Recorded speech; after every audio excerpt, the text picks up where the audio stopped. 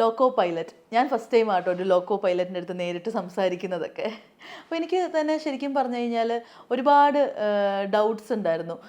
എങ്ങനെയാണ് നമ്മൾ ഈ ഒരു 3 days ജേണി 3 ദിവസമൊക്കെ എടുത്ത് നോർത്തിലോട്ടും ഒക്കെ ഇങ്ങനെ ട്രാവൽ ചെയ്യുന്ന സമയത്ത് ഈ ഒരു ലോക്കോ പൈലറ്റ് എങ്ങനെയാണ് അത്രയും ദൂരം പോകുന്നത്? ഒരാൾ തന്നെയാണോ അതോ 2 പേരുണ്ടോ? അങ്ങനെ ഒരുപാട് ഡൗട്ട്സ് ഉണ്ടായിരുന്നു. ശരിക്കും എങ്ങനെയാണ് നിങ്ങളുടെ ഒരു റൂട്ടീൻ എങ്ങനെയാണ്? ഒരാൾ മാത്രമല്ല ലോക്കോ പൈലറ്റായിട്ട് ഉണ്ടാവും. ഒരു ട്രെയിൻ ഓടിക്കുന്നത് സാധാരണയായിട്ട് 2 പേരാണ് ഉണ്ടാവുക. സാധാരണഗതിയില്ല മെമു ട്രെയിനുകളിലും മാത്രമാണ് ഒരു ലോക്കോ പൈലറ്റ് ഉണ്ടാവുക. ബാക്കിയുള്ള ട്രെയിനുകളിലെല്ലാത്തിലും 2 ലോക്കോ പൈലറ്റുമാരുണ്ടാവും. എന്ന് തന്നെയല്ല 3 ദിവസം ഒന്നും ഒരു വണ്ടി ഓടിക്കാറില്ല. ഒരു ലോക്കോ പൈലറ്റ് ഈ ഒരു റിലേ പോലെയാണ് വണ്ടി ഹാൻഡ് ഓവർ ചെയ്യുന്നത്.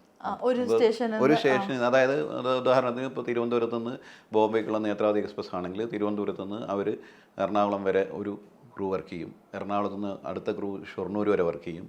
അതിനുശേഷം ക്രൂ എന്ന് പറയുന്നത് ശരിക്കും 2 ലോക്കോ പൈലറ്റും ഒരു ഗാർഡും അടങ്ങുന്നതാണ്. ഗാർഡ് ഇപ്പോൾ ട്രെയിൻ മാനേജർ എന്നാണ് അവരുടെ ഇതിൻ്റെ പേര്. അവർ പുറകിലുണ്ടാവും. ഏറ്റവും പുറകിലത്തെ ബോഗിൽ കൊടികൾ വീശുകയും മറ്റ് ഈ ട്രെയിനുമായിട്ട് ബന്ധപ്പെട്ട കാര്യങ്ങളെല്ലാം ഉത്തരവാദിത്തപ്പെട്ട ആളാണ് ട്രെയിൻ മാനേജർ, ഗാർഡ്. അപ്പോൾ ഇങ്ങനെ 3 പേരടങ്ങുന്നതാണ് ഒരു ക്രൂ. ആ ക്രൂ സാധാരണഗതിയിൽ ഇപ്പോൾ തിരുവനന്തപുരത്ത് നിന്ന് ചാർജ് എടുക്കുന്ന ആൾ എറണാകുളത്ത് ഇറങ്ങുന്നു. എറണാകുളത്ത് നിന്ന് അടുത്ത ക്രൂ കയറുന്നു. അവർ ഷൊർണൂർ ഇറങ്ങും. ഷൊർണൂരിൽ നിന്ന് മംഗലാപുരം, മംഗലാപുരത്ത് നിന്ന് മടുകാവിൽ നിന്ന് രത്നഗിരി, രത്നഗിരിയിൽ നിന്ന് റോഹ, അങ്ങനെ പോവും. റോഹയിൽ നിന്ന് അടുത്ത അതിൻ്റെ LTT വരെ അടുത്ത ക്രൂ, അങ്ങനെയാണ് ഉണ്ടാവുക. അപ്പോൾ അതൊരു ഇങ്ങനെ സീരിയസ് ആയിട്ട് പോകുന്ന ഇതാണ്. ഒരാൾ തന്നെയല്ല. അപ്പോൾ ഗുഡ്സ് ട്രെയിൻ ആകുമ്പോൾ അത് വ്യത്യാസം വരും. കാരണം ഗുഡ്സ് ട്രെയിൻ ആകുമ്പോഴത്തേക്ക് അത് ഇതേപോലെ ഇങ്ങനെ ഒരു ഡെസ്റ്റിനേഷനിലേക്ക് അല്ല ഉണ്ടാവുക. അപ്പോൾ നമ്മൾ ഏതെങ്കിലും ഒരു പ്രധാനപ്പെട്ട സ്റ്റേഷനിലേക്കൊന്നും അല്ല ഉണ്ടാവുക. ഉദാഹരണം ഇപ്പോൾ വെസ്റ്റ് ഹില്ലിലേക്കുള്ള ഒരു അരിയുടെയോ സിമൻറ്റിൻ്റെയോ ലോഡാണെന്ന് വിചാരിക്കുക. അത് വരുന്ന സ്ഥലത്ത് നിന്ന് ഇതേപോലെ ഇപ്പോൾ റിമോട്ടുള്ള UP എന്നോ അല്ലെങ്കിൽ വേറെ ഏതെങ്കിലും ദൂര സംസ്ഥാനങ്ങളിൽ നിന്നാണ് അവിടെ നിന്നും ഇതേപോലെ കൈമാറിയാണ് വരിക. പക്ഷേ അവരുടെ ഡ്യൂട്ടി ഹൗസിൽ കുറച്ചുകൂടി കൂടുതൽ നേരം എടുക്കും. കാരണം ഈ പറയുന്ന പോലെ നമ്മൾ റെസ്റ്റ് എടുക്കാൻ വേണ്ടിയിട്ട് ഇപ്പോൾ ഷൊർണൂർ, എറണാകുളം, മംഗലാപുരത്തൊക്കെ ഞങ്ങൾക്ക് ഈ ജോലി കഴിഞ്ഞിട്ട് അവിടെ വിശ്രമിക്കാൻ വേണ്ടിയിട്ട് റണ്ണിങ് റൂമുകളുണ്ട്. അവിടെ പോയി നമുക്ക് ഉറങ്ങുകയും ഭക്ഷണം കഴിക്കുകയും മറ്റ് വിശ്രമങ്ങൾ ബാക്കിയുള്ള വിനോദത്തിനൊക്കെ ആയിട്ടുള്ള സൗകര്യങ്ങൾ ഒരുക്കിയിട്ടുണ്ട്. അപ്പോൾ അതൊന്നും ഉണ്ടാവണമെന്നില്ല. അപ്പോൾ വെസ്റ്റ് ഹില്ലിലേക്കുള്ള ഒരു ലോഡ് വെസ്റ്റ് ഹില്ലിൻ്റെ അടുത്ത് റണ്ണിങ് റൂമൊന്നും ഉണ്ടാവില്ല. പിന്നെ അവർക്ക് കോഴിക്കോട് പോകേണ്ടി വരും റെസ്റ്റ് എടുക്കാൻ വേണ്ടി. അപ്പോൾ ശരിക്കും നിങ്ങൾക്കപ്പോൾ ഈ പറയുന്ന പോലെ ഒരു ഹോളിഡേ അങ്ങനെ ഒന്നും ഇല്ല അല്ലേ? ഇല്ല, ഹോളിഡേ ഒന്നും ഞങ്ങൾക്ക് അങ്ങനെ ഹോളിഡേ ആയിട്ട് കിട്ടില്ല. നാഷണൽ ഹോളിഡേ പോലും ഞങ്ങൾക്ക് അതിന് ഒരു അലവൻസ് തരുന്നതല്ലാതെ നാഷണൽ ഹോളിഡേയിലും ഞങ്ങൾ വർക്ക് ചെയ്യണം. കാരണം ഒരു ദിവസം പോലും ട്രെയിൻ നിർത്തി വെക്കില്ല. കോവിഡ് കാലത്ത് മാത്രമാണ് ട്രെയിൻ നിർത്തി വെച്ചത്. പക്ഷേ അതും പാസഞ്ചർ ട്രെയിനുകൾ മാത്രമായിരുന്നു. ഗുഡ്സ് ട്രെയിനുകൾ ധാരാളം ഓടിയിട്ടുണ്ട്. അതുകൊണ്ട് അപകടങ്ങൾ ഉണ്ടാവുകയും ചെയ്തു. ആൾക്കാർ ധരിച്ചത് ട്രെയിനുകളൊന്നും ഇല്ല എന്നാണ്. പക്ഷേ ഗുഡ്സ് ട്രെയിനുകളും എഞ്ചിനും അന്ന് ഓടിയിരുന്നു. ഒരുപാട് അപകടങ്ങൾ അത് വേറെ ഉണ്ടാവും. നടന്നു പോയ കുറച്ച് പേരൊക്കെ ഉണ്ട്. ഇവിടുന്ന് നാഗ്പൂരോ അങ്ങനെയുള്ള സ്ഥലങ്ങളിലേക്ക് നടന്നു പോയിട്ട് അതിൻ്റെ ഇടയ്ക്ക് റെയിൽ പാളത്തിൽ കിടന്നുറങ്ങി വന്ന് അവർ വിചാരിക്കുന്ന ഏതായാലും വണ്ടി വരില്ല, ട്രെയിനെല്ലാം നിർത്തി വെച്ചിരിക്കാനല്ലോ. പക്ഷേ ഏതോ ഗുഡ്സ് ട്രെയിൻ വന്നു. അങ്ങനെ കുറേ അധികം പേര് റണ്ണോവറൊക്കെ ചെയ്തിട്ടുണ്ട്. ഒരുപാട് പേരുണ്ടായിരുന്നു. അവർ ഉറങ്ങി, പാളത്തിൽ കിടന്നുറങ്ങി. അതുപോലെ പല കേസുകളും ഉണ്ടാവാറുണ്ട്. ഇപ്പോൾ ഇവിടെ തന്നെ തിരൂരിനടുത്തുള്ള ഏതോ ഒരു ക്ഷേത്രത്തിൽ ഉത്സവം നടക്കുകയായിരുന്നു. അപ്പോൾ ഉത്സവം നടന്നുകൊണ്ടിരിക്കുമ്പോഴത്തേക്ക് വെടിക്കെട്ടുണ്ടാവുമല്ലോ. വെടിക്കെട്ട് കാണാൻ വേണ്ടിയിട്ട് സൗകര്യമായിട്ട് കാണാൻ വേണ്ടിയിട്ട് ആൾക്കാർ ഈ റെയിൽ പാളത്തിലേക്ക് കയറി നിന്നു. അപ്പോൾ സൗണ്ടിൽ ഇടക്ക് ഈ വണ്ടി വരുന്ന സൗണ്ടും കേട്ടില്ല, ഹോൺ അടിച്ച സൗണ്ടും കേട്ടില്ല. അതും കുറച്ചധികം പേര് മരിച്ചൊരു ഇൻസിഡൻ്റാണ്. നിങ്ങൾ ശരിക്കും ഈ ട്രെയിനിനകത്ത് നിൽക്കുന്ന സമയത്ത് ഈ പാസ് ചെയ്യുന്നവരെ കാണാൻ പറ്റാറില്ലേ? പാസ് ചെയ്യുന്നവരെ കാണാൻ പറ്റുക എന്നോ ചോദിച്ച ഉദ്ദേശം എനിക്ക് ചോദ്യം ക്ലിയർ ആണ്. അതായത് ഈ ട്രാക്കിൽ നിൽക്കുന്നവരെ, അതായത് ലോക്കോ പൈലറ്റ്സിന് അതിനുള്ളിൽ നിന്ന് ഇങ്ങനെ കാണാൻ പറ്റും ദൂരെന്ന്? ദൂരെ എന്ന് പറയുമ്പോൾ അതിന് ഒരുപാട് ഫാക്ടേഴ്സ് ഉണ്ട്. ഒന്നാമത്തെന്ന് വെച്ച് കഴിഞ്ഞാൽ ഇപ്പോഴത്തെ ട്രെയിനുകളൊക്കെ ഓടുന്നത് ഏതാണ്ട് ഞങ്ങളുടെ സെക്ഷനിൽ 120 കിലോമീറ്ററിലാണ്. ഇവിടെ എറണാകുളത്ത് നിന്ന് പിന്നെ ഇങ്ങോട്ട് ആലപ്പുഴ ആ റൂട്ടിലൊക്കെ 110 ഉണ്ടെന്നാണ് എൻ്റെ അറിവ്. ഷൊർണൂർ വരെ 80, ബാക്കി മംഗലാപുരം വരെ 110, അങ്ങനെയാണ് ഇപ്പോഴത്തെ കണക്ക്. അപ്പോൾ ഈ 110 കിലോമീറ്റർ സ്പീഡിൽ വരുന്നതെന്ന് പറയുമ്പോഴത്തേക്ക് ഏതാണ്ട് 1/2 മിനിറ്റിനുള്ളിൽ 1 കിലോമീറ്റർ വണ്ടി പാസ് ചെയ്യും, 30 സെക്കൻഡിനുള്ളിൽ. അപ്പോൾ ഈ 30 സെക്കൻഡിനുള്ളിൽ നമുക്ക് 1 കിലോമീറ്റർ ദൂരത്തിലുള്ള ഒരാളെ കണ്ട് അതിനനുസരിച്ച് നമ്മൾ ബ്രേക്ക് ചെയ്ത് വണ്ടി നിർത്തുക എന്ന് പറയുന്നത് വളരെ അസാധ്യമായ കാര്യമാണ്. ഒന്ന്, മിക്കവാറും ഇടിച്ചു പോകും. പിന്നെ ഇപ്പോഴത്തെ പുതിയ തരം കോച്ചുകൾ വന്നിട്ടുണ്ട്, ചുവന്ന കളറിലുള്ള LHB കോച്ചുകളെന്നാണ് പറയാം, കണ്ടിട്ടുണ്ടാവും. പഴയ കാലത്ത് ഉണ്ടായിരുന്ന നീല കളർ അടിച്ച പെയിന്റ് അല്ല, ഇടക്ക് മഞ്ഞ കളർ അടിച്ചിരുന്ന വന്നിരുന്നു. കുറച്ച് ട്രെയിനുകൾ അങ്ങനെ ഓടുന്നുണ്ട്, പക്ഷേ നല്ലൊരു ശതമാനം ട്രെയിനുകൾ ഇപ്പോൾ ഈ ചുവപ്പ് കളർ അടിച്ച അത് പ്രത്യേകം കോച്ചുകളാണ്, LHB കോച്ച് എന്നാണ് പറയാം. ആ കോച്ചുകളിൽ ജെർക്ക് കൂടുതലാണ്. അപ്പോൾ എന്താ സംഭവിക്കുന്നത് വെച്ച് കഴിഞ്ഞാൽ നമ്മൾ പെട്ടെന്ന് ബ്രേക്ക് ചെയ്യുകയാണെങ്കിൽ വണ്ടിക്ക് ഭയങ്കരമായ ജെർക്ക് വരും, വണ്ടിയിൽ ഇരിക്കുന്ന ആൾക്കാരൊക്കെ താഴെ വീഴാനുള്ള സാധ്യതയുണ്ട്, വേണമെങ്കിൽ ഒരു വണ്ടി ഡീറെയിലാവാനുള്ള ഒരു വിദൂര സാധ്യത കൂടിയുണ്ട്. അപ്പോൾ ഈ 1 കിലോമീറ്റർ ഒന്നും നമുക്ക് വിസിബിലിറ്റി കിട്ടില്ല. 1 കിലോമീറ്റർ അപ്പുറത്ത് ആളാണ് നിൽക്കുന്നത് എന്ന് പോലും ഉറപ്പിക്കാൻ നമുക്ക് കഴിഞ്ഞൊന്നുമില്ല. അപ്പോൾ നൂർജഹാൻ തന്നെ ആലോചിച്ച് നോക്കിയാൽ മതി, ഇവിടെ നിന്ന് ഒരു 200 മീറ്റർ അപ്പുറത്തുള്ള ഒരു വസ്തു അനങ്ങുന്നുണ്ട്. ചിലപ്പോൾ അത് മനുഷ്യനാവാം, മൃഗമാവാം, അല്ലെങ്കിൽ ചിലപ്പോൾ ടിൻ ഫോയിലോ അങ്ങനെയുള്ള എന്തെങ്കിലും ആവാം. നമുക്ക് ഇങ്ങനെ ഒരു അനങ്ങുന്ന പോലെ അത്രയും ദൂരമുള്ളതുകൊണ്ടാണ് അത് സംഭവിക്കുന്നത്, കുറേ ദൂരമുള്ളത് എന്ന് തന്നെയല്ല. വളവുകളും തിരിവുകളും ഒരുപാടുണ്ട് താനും. അപ്പോൾ വിസിബിലിറ്റി എന്ന് പറയുമ്പോൾ ഏതാണ്ട് ഒരു 200-300 മീറ്റർ കിട്ടുള്ളൂ. ഈ 200-300 മീറ്റർ ചിലപ്പോൾ 10 സെക്കൻഡ് പോലും വേണ്ടി വരില്ല നമ്മൾ കടന്നു പോകാൻ. ഈ ഒരു നിസ്സഹായ അവസ്ഥയുണ്ടല്ലോ, ഒന്നും ചെയ്യാൻ പറ്റാത്ത ഇതിനകത്തിരുന്നുകൊണ്ട്.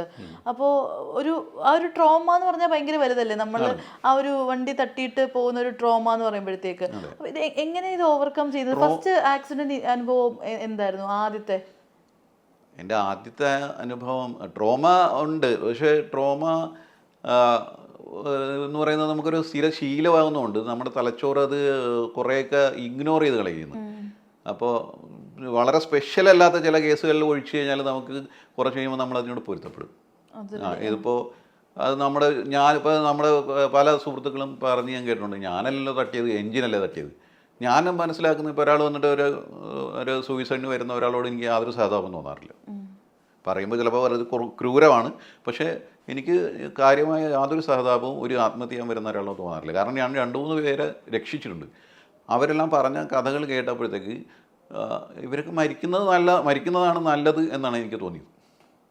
ഇപ്പോൾ കുറച്ച് നാൾ മുമ്പ് ഞാൻ ഒരു സ്റ്റേഷനിൽ വണ്ടി കൊണ്ടുവന്നുകൊണ്ടിരിക്കുമ്പോഴത്തേക്ക് അവിടെ നിർത്തുന്ന വണ്ടിയാണ്. അപ്പോൾ ഒരു 7 കോച്ചോ 8 കോച്ചേ ഉള്ളൂ, യാത്രക്കാരുണ്ട്, RPF-കാരൻ ഒരാൾ നിൽക്കുന്നുണ്ട്.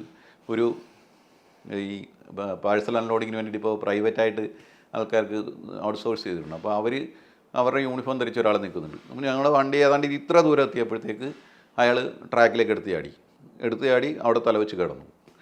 അപ്പോൾ ഒരു 30 കിലോമീറ്റർ സ്പീഡേ ഉള്ളൂ. ഞാൻ വണ്ടി പെട്ടെന്ന് നിർത്തി കഴിഞ്ഞപ്പോഴത്തേക്ക് അയാൾ മരിച്ചിട്ടുണ്ടാവുമെന്നാണ് ഞാൻ വിചാരിച്ചത്. പക്ഷേ പുറകിൽ ചെന്ന് കഴിഞ്ഞപ്പോഴത്തേക്ക് ആൾ വീലിൻ്റെ സൈഡിൽ ഇങ്ങനെ തലവെച്ച് ഇങ്ങനെ ഇരിക്കുന്നുണ്ട്. അല്ല, ഒരു കൈ അറ്റുപോയി. പക്ഷേ ആ മനുഷ്യന് പിന്നെ പരിക്കുകളുണ്ട്, മുഖത്തൊക്കെ പരിക്കുകളൊക്കെ ഉണ്ട്. അപ്പോൾ അതിൽ ഇയാളെ ഇതിലേക്ക് കൊണ്ടുവന്നു, സ്ട്രെച്ചറിലെടുത്തിട്ടു. ഈ കൈയെല്ലാം എടുത്ത് നിക്ഷേപിച്ച് ഞങ്ങൾ ഗവൺമെൻറ് ഹോസ്പിറ്റലിൽ പ്രവേശിപ്പിച്ചു. അവർ കൈ തുന്നി പിടിപ്പിച്ചില്ല, അയാളെ ഇത് ചെയ്ത് വിട്ടു. അപ്പോൾ അയാളുടെ നാട്ടിലുള്ള ഒരു സുഹൃത്ത് ഞങ്ങളുടെ കൂടെ ജോലി ചെയ്യുന്നുണ്ട്. അയാൾ ഇവിടെ അന്വേഷിച്ചപ്പോൾ ഇയാൾ വളരെ ആരുമില്ലാത്ത ഒരാളാണ്, മദ്യപിച്ച് ഫുൾ ടൈം ഇത് കിടക്കുന്ന, ജോലിക്കൊന്നും പോവില്ല. അപ്പോൾ എങ്ങനെയും ജീവിച്ചിരുന്നിട്ട് കാര്യമില്ല എന്ന് വിചാരിച്ചിട്ട് വന്ന് ചാടിയതാണ്. ഞാൻ ചോദിച്ചത്, ഇപ്പോൾ രക്ഷിച്ചുകൊണ്ട് ശരിക്കും പറഞ്ഞു കഴിഞ്ഞാൽ നമുക്ക് കാര്യമായ നമുക്കൂടെ ഉള്ളിൽ അയാളെ രക്ഷപ്പെടേണ്ടതില്ലായിരുന്നു എന്നാണ് എനിക്ക് അപ്പോഴും തോന്നിയത്. അതുപോലെ വേറെ ഇപ്പോൾ പന്ത് പോയതിന് വീട്ടിൽ വഴക്ക് പറഞ്ഞെന്ന് പറഞ്ഞിട്ട്, അല്ലെ ഭർത്താവ് സിനിമയ്ക്ക് പോകാൻ സമ്മതിച്ചില്ലെന്നൊക്കെ പറഞ്ഞു, അങ്ങനെയൊക്കെ ഒരുപാട് കേസുകൾ വന്നിട്ട് ഇവർ ആത്മഹത്യ. അതുകൊണ്ട് അവരോട് അങ്ങനെ പ്രത്യേകിച്ച് സഹതാപം തോന്നില്ല. കാരണം അവർ തന്നെ അവരുടെ കൊലപാതകികൾ, ശരിക്കും ഞങ്ങളല്ല. അപ്പോൾ അനാവശ്യമായൊരു കുറ്റബോധം ഞങ്ങളുടെ ഉള്ളിൽ ഉണ്ടാക്കാൻ അവർ കാരണമാകുന്നതുകൊണ്ട് അവരോട് സത്യത്തിൽ ഒരു ദേഷ്യമാണുള്ളത്. ഈ ഞാൻ പറഞ്ഞ പോലെ തന്നെ ആദ്യത്തെ അനുഭവം ഒരു അന്ന് തന്നെ അസിസ്റ്റന്റ് ലോക്കോ പൈലറ്റാണ്. എത്ര വയസ്സ് കാണും അന്ന്? എനിക്ക് 26 വയസ്സ്, ചെറിയ പ്രായം ആണ്. ഞാൻ ജോയിൻ ചെയ്തിട്ടേ ഉള്ളൂ. രണ്ടാമത്തെ ഡ്യൂട്ടി എൻ്റെ. അപ്പോൾ അന്ന് ഒരു എസ് എൽ ചവാൻ എന്ന് പറയുന്നൊരു ഞങ്ങളുടെ വളരെ റീഎംപ്ലോയ്ഡ് ആയിട്ടുള്ളൊരു ആളുണ്ടായിരുന്നു. അയാളോട് അയാൾ കുറച്ച് മദ്യപിക്കുന്ന ആളൊക്കെ ആയിരുന്നു. അക്കാലത്ത് അത്ര സ്ട്രിക്റ്റ് ഒന്നും ആയിരുന്നില്ല. ഞാൻ ജോയിൻ ചെയ്യുന്ന സമയത്ത് അത്ര സ്ട്രിക്റ്റ് ആയിരുന്നില്ല. ഇപ്പോൾ ഒരു കാരണവശാലും നമ്മൾ ഡ്യൂട്ടിക്ക് പോകുന്നതിന് ഒരു 8 മണിക്കൂർ മുമ്പ് നമുക്ക് മദ്യപിക്കാൻ അനുവാദമില്ല. അപ്പോൾ അവർ വളരെ പവർഫുള്ളായിട്ടുള്ള ബ്രീത്ത് അനലൈസറൊക്കെ അവിടെ സെറ്റ് ചെയ്തിട്ടുണ്ട്. അപ്പോൾ അതുകൊണ്ട് മദ്യപാനമൊന്നും നടക്കില്ല. പക്ഷെ അന്ന് ഇങ്ങനെ മദ്യപിച്ച് വരുന്നവരൊക്കെ ഉണ്ടായിരുന്നു. അപ്പോൾ അയാൾ കുറച്ച് മദ്യപിക്കുന്ന ആളായിരുന്നു. പക്ഷേ അതുകൊണ്ടൊന്നുമല്ല, രാവിലെ ഒരു കുട്ടി പാല് മേടിക്കാൻ വേണ്ടിയിട്ട് പോകുന്ന ഒരു കുട്ടിയായിരുന്നു അത്. ആ കുട്ടി ട്രാക്കിൽ കൂടെ നടന്നു പോകായിരുന്നു. നേർരേഖയിലായിരുന്നു. ഹോണടിച്ചു ഞാൻ കുറേ. കുട്ടി തിരിഞ്ഞു നോക്കി. അതൊരു 10-12 വയസ്സ് കാണും. ഒരു ബനീനൊക്കെ ഇട്ടിട്ട്. അത് കുന്താപുരം എന്ന് പറഞ്ഞ സ്ഥലത്ത് വെച്ചിട്ടാണ് അത്. അവിടെ ഈ വളരെ ഗ്രാമപ്രദേശമായിട്ടുള്ള സ്ഥലമാണ്. അപ്പോൾ കുട്ടി തിരിഞ്ഞു നോക്കിയെങ്കിലും പക്ഷെ മാറിയില്ല. എന്തുകൊണ്ടാണ് മാറാനെന്ന് എനിക്കറിയില്ല. തട്ടുകയും ചെയ്തു. പക്ഷേ ലോക്കോ പൈലറ്റ് അത് മെസ്സേജ് കൊടുക്കുന്നുണ്ടായില്ല അന്നേരം.